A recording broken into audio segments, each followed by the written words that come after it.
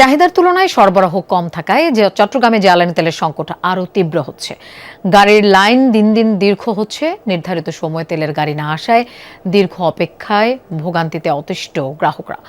এদিকে বঙ্গোপসাগরে অপেক্ষমান জাহাজে জ্বালানি তেল মজুত নজরদারি করতে আজ দিনভর অভিযান চালিয়েছে কোস্টগার্ড।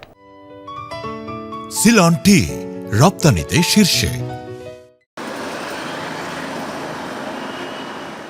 সকাল ৮টা থেকে জ্বালানি তেল দেওয়ার কথা, তাই ভোর থেকে পাম্পের সামনে অপেক্ষায় এই বাইক রাইডার।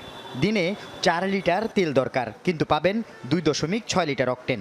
অপেক্ষায় থাকতে থাকতে দুপুর গড়ালে এভাবেই অলস সময় কাটান তিনি। তখনও পাম্পে পৌঁছায়নি তেল বোঝাই গাড়ি। না খোলা তেল পাওয়া যাইতেছে, না পাম্পে তেল দিতেছে। কালকে মনে করেন আপনার 2-2.5 ঘন্টা ঘুরছি, শুধু যে তেল ছিল ওই তেলও শেষ হয়ে গেছে। এখন আছে লাইনে ধরে বই আছে। ভোর থেকে চট্টগ্রাম বন্দরের পাশের এই তেল পাম্পে গাড়ি নিয়ে শুরু হয় সিরিয়াল দেয়া। কয়েক কিলোমিটার পার হয়ে যায় গাড়ির লাইন। ঘন্টার পর ঘন্টা পার হলেও দুপুর পর্যন্ত এই পাম্পে তেল পৌঁছায়নি। চাতক পাখির মতো দীর্ঘ অপেক্ষায় গ্রাহকরা।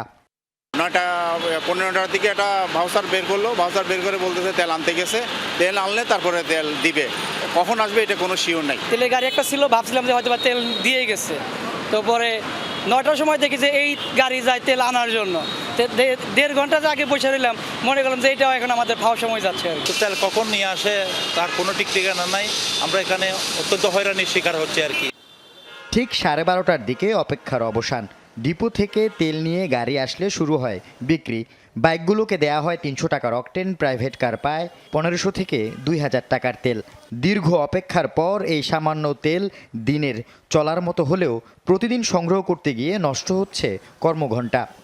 100 জনের পরে যা দেখি যে আমরা 200 জনের পিছনে আছি, তারপরে যা তেল নাই। তো আমাদের একদিন 2.5 ঘন্টা লস, একদিন 2 ঘন্টা লস, এভাবে তো কর্মঘণ্টা নষ্ট করতেছে। সরকার বলতেছে তেল আছে, বাট আমরা দেখতেছি পাম্পে এসে তেল নাই। শহরের পরিস্থিতি খুব ভয়াবহ, আমরা তেলের জন্য খুব কষ্ট পাচ্ছি।